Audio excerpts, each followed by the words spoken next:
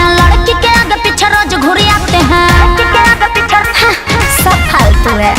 लड़की के आगे पीछे मार के लाइन स्टेटस गिराते हैं, लड़की के आगे पीछे रोज घुरी आते हैं।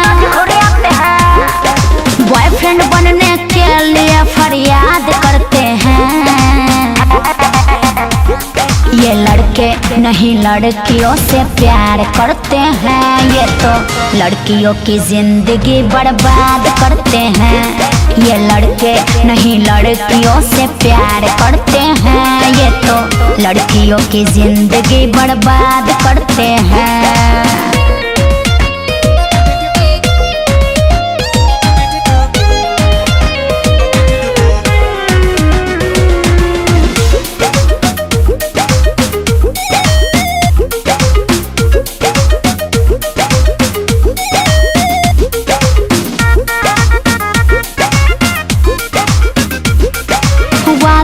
निभाऊंगा सनम कसम कई बार खाते हैं,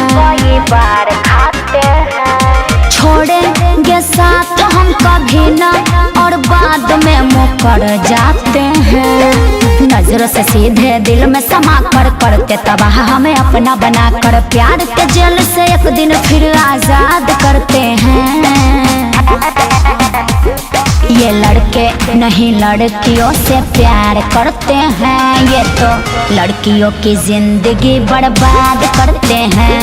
ये लड़के नहीं लड़कियों से प्यार करते हैं, ये तो लड़कियों की जिंदगी बर्बाद करते हैं।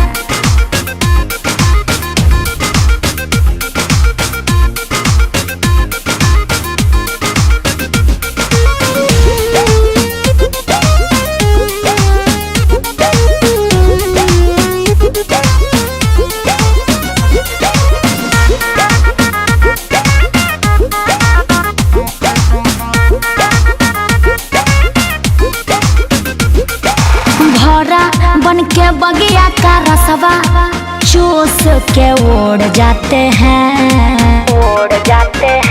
अर्जुन शर्मा बिगड़े हैं नया हरदम, एगो चिड़िया फंसाते हैं। सारी रात फोन पे चिपके रहते हैं, आई लव यू सोना बाबू जानू कहते हैं। झूठो मूठो फोकट में विवाद करते हैं।